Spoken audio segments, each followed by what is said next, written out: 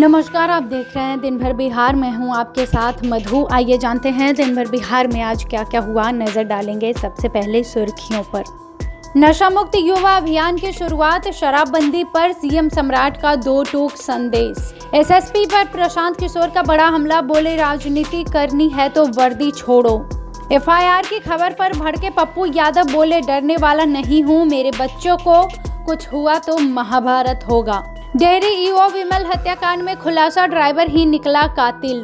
Dairy EO हत्याकांड पर सरकार सख्त, मंत्री बोले दोषी बचेंगे नहीं। संजय सरावगी ने भी दिया कड़ा संदेश। खेल मंत्री श्रेयसी सिंह ने उठाया मुद्दा, कॉमनवेल्थ गेम में शूटिंग को फिर शामिल करने की मांग।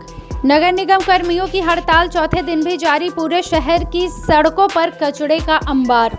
नालंदा में जदयू नेता संजय कांत सिन्हा के बंद घर में लाखों की चोरी, 48 घंटे में दूसरी बड़ी वारदात। बांका में आकाशीय बिजली का कहर, पिता पुत्र समेत 5 की मौत। बिहार के सभी 38 जिलों में मौसम का येलो अलर्ट जारी, तेज हवा और ठनका गिरने की आशंका। अब खबरें जानेंगे विस्तार से।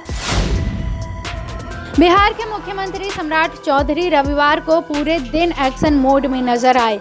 राजधानी पटना में उन्होंने नशा मुक्त युवा अभियान का शुभारंभ करते हुए शराबबंदी को राज्य की सामाजिक प्रगति का आधार बताया और स्पष्ट किया कि बिहार में मद्य निषेध कानून किसी भी तरह से ढीला नहीं किया जाएगा।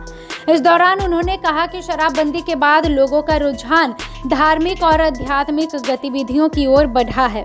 साथ ही मुख्यमंत्री ने कहा कि उत्तर प्रदेश, बंगाल और दिल्ली जैसे जगहों पर शराब के जरिए सरकार को भारी राजस्व मिलता है, पर हम राजस्व को छोड़कर समाज को सुधारना चाहते हैं और समाज सुधार में लगे हुए हैं।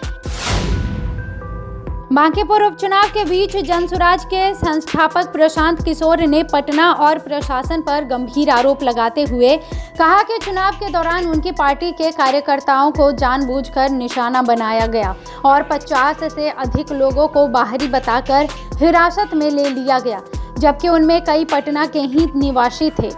उन्होंने दावा किया कि इस पूरी कार्रवाई के सबूत चुनाव आयोग को सौंप दिए गए हैं और जल्द ही दिल्ली जाकर भी इसकी शिकायत करेंगे। प्रशांत किशोर ने आरोप लगाया कि पुलिस ने लोकतांत्रिक प्रक्रिया को प्रभावित करने का प्रयास किया है और पटना के एसएसपी कार्तिकेय के शर्मा का रवैया पूरी तरह से गैर पेशेवर रहा। उन्होंने कहा कि यदि एसएसपी को राजनीति करनी है तो वो वर्दी छोड़कर राजनीति में आ सकते हैं। हालांकि पुलिस की ओर से इन आरोपों पर आधिकारिक प्रतिक्रिया का इंतजार किया जा रहा है। पूर्णिया सांसद पप्पू यादव ने दिल्ली में उनके खिलाफ दर्ज एफआईआर की खबर सामने आने के बाद तीखी प्रतिक्रिया देते हुए कहा कि किसी भी कीमत पर डरने वाले नहीं हैं।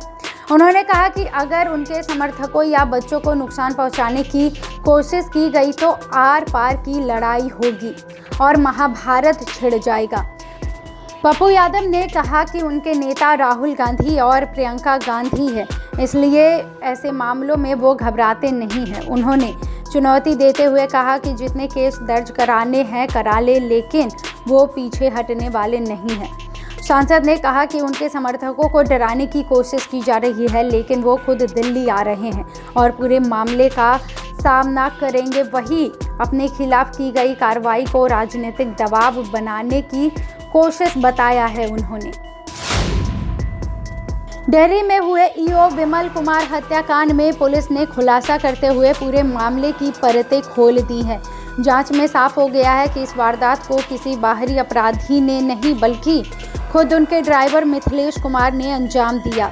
आईजी विकास वैभव ने जानकारी देते हुए बताया कि आपसी विवाद के बाद गुस्से में आकर ड्राइवर ने ही विमल कुमार की हत्या कर दी। घटना के शुरुआती दौर में मामला पूरी तरह संदिग्ध बना हुआ था। ड्राइवर ने ही पुलिस को सूचना दी थी और दावा किया था कि अज्ञात बदमाशों ने हमला करके उनकी हत्या कर दी है। उसके बाद बताया गया कि रास्ते में कुछ अपराधियों ने मारपीट की, जिसमें ईओ गंभीर रूप से घायल हो गए और अस्पताल ले जाने के दौरान उनकी मौत हो गई।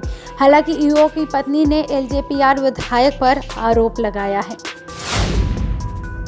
डेयरी नगर परिषद के कार्यपालक पदाधिकारी विमल कुमार की हत्या के बाद बिहार सरकार एक्शन मोड में आ गई है और मामले की निष्पक्ष जांच का भरोसा देते हुए स्पष्ट किया है कि किसी भी दोषी को बख्शा नहीं जाएगा। मंत्री केदार गुप्ता ने कहा कि सम्राट चौधरी के नेतृत्व में दोषी बचेंगे नहीं और निर्दोष फंसेंगे नहीं।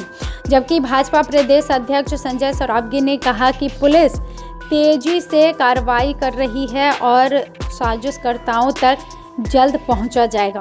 इस मामले में पुलिस ने वाहन चालक मिथिलेश कुमार को हिरासत में लेकर पूछताछ की है और बाद में खुलासा भी हुआ कि ईओ की हत्या उनके ड्राइवर ने ही की थी।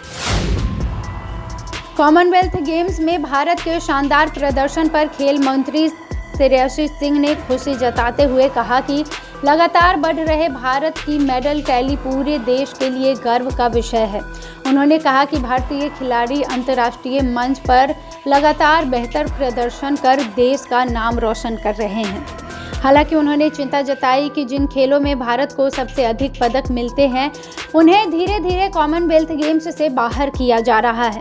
खेल मंत्री ने विशेष रूप से शूटिंग की प्रतियोगिता में शामिल न किए जाने पर सवाल उठाए हैं और इसे दुर्भाग्यपूर्ण बताया है। उन्होंने कहा कि इस मुद्दे पर भारत को अंतर्राष्ट्रीय स्तर पर प्रभावी पहल करनी चाहिए ताकि ऐसे खेलों को फिर से कॉमनवेल्थ गेम्स में शामिल किया जा सके।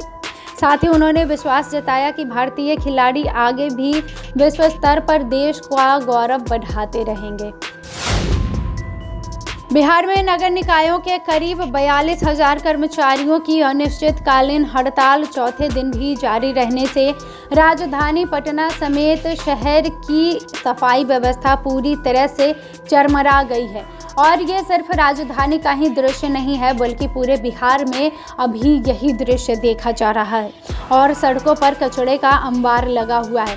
पटना में 3600 टन से अधिक कचरा जमा होने से बारिश के बीच संक्रामक बीमारियों का खतरा बढ़ गया है। हालात से निपटने के लिए नगर निगम के 3 आउटसोर्सिंग एजेंसियों पर 22.65 करोड़ रुपए का जुर्माना लगाया गया है और वैकल्पिक कर्मियों से 3 शिफ्टों में सफाई अभियान चलाया जा रहा है। वहीं काम में बाधा डालने वालों के खिलाफ एफआईआर दर्ज करने के भी निर्देश दिए गए हैं। दूसरी ओर कर्मचारी संगठन स्थानीयकरण, आउटसोर्सिंग खत्म करने और समान वेतन समेत अपनी मांगों को लेकर आंदोलन पर अड़े हुए हैं। नालंदा के हरनौत थाना क्षेत्र स्थित रूपसपुर गांव में चोरों ने जदयू के प्रदेश महासचिव एवं पूर्व प्रवक्ता संजय कांत सिन्हा के बंद पड़े घर को निशाना बनाते हुए लाखों रुपए के जेवरात और कीमती सामान पर हाथ साफ कर दिया। परिवार पटना में रहने के कारण कई दिनों के बाद घर जाते थे और रविवार को गांव पहुंचने पर कमरों के ताले टूटे हुए मिले, जिसके बाद घटना की जानकारी पुलिस को दी गई। पीड़ित परिवार ने चोरी किए गए सामान की कीमत 15 से 20 लाख रुपए के बीच बताई है। सूचना मिलते ही पुलिस फॉरेंसिक टीम और डॉग स्क्वाड मौके पर पहुंचकर जांच में जुट गई। गौरतलब है कि इसी गांव में 48 घंटे पहले एक बंद घर में करीब 20 लाख रुपए की चोरी हुई थी, जिसका अब तक खुलासा नहीं हो पाया है। बांका जिले में रविवार को अलग अलग थाना क्षेत्रों में आकाशीय बिजली गिरने से बड़ा हादसा हो गया, जिसमें पिता पुत्र समेत 5 लोगों की दर्दनाक मौत हो गई, जबकि 4 अन्य लोग गंभीर रूप से झुलस गए। सभी लोग खेत में धान की रोपाई और खेती किसानों के कार्य में लगे हुए थे, तभी अचानक हुए वज्रपात ने उन्हें अपनी चपेट में ले लिया। बांका थाना क्षेत्र में ब्रह्मदेव यादव, उनके 7 वर्षीय बेटे प्रिंस कुमार और विनोद यादव की जान चली गई, जबकि अमरपुर में अजय महतो तथा बाराहाट में साधु तांती की भी मौत हो गई। रजौन थाना क्षेत्र के घायल 4 लोग और 3 लोग गंभीर रूप से घायल हैं। उन्हें भागलपुर के मायागंज अस्पताल में रेफर किया गया है। घटना के बाद पूरे जिले में शोक का माहौल है। जिला प्रशासन ने मृतकों के परिजनों को आपदा राहत कोष से मुआवजा दिलाने का आश्वासन दिया है। मौसम विभाग ने रविवार को बिहार के सभी 38 जिलों के लिए आंधी, तेज हवाओं और आकाशीय बिजली को लेकर येलो अलर्ट जारी किया है। विभाग के अनुसार उत्तर और पूर्वी बिहार में मानसून पूरी तरह सक्रिय है, जिसमें कई इलाकों में झमाझम बारिश होने की संभावना है। मधुबनी, अररिया, सुपौल और किशनगंज में कुछ स्थानों पर भारी से बहुत भारी बारिश की अनुमान जताया जा रहा है। वहीं बारिश के दौरान 30 से 40 किलोमीटर प्रति घंटे की रफ्तार से तेज हवाएं चल सकती है। वज्रपात का खतरा भी बना रहेगा। मौसम विभाग ने लोगों से खराब मौसम के दौरान बाहर ना निकलने, खुले मैदान में ना जाने और पेड़ों और बिजली के खंभों से दूर रहने की अपील की है।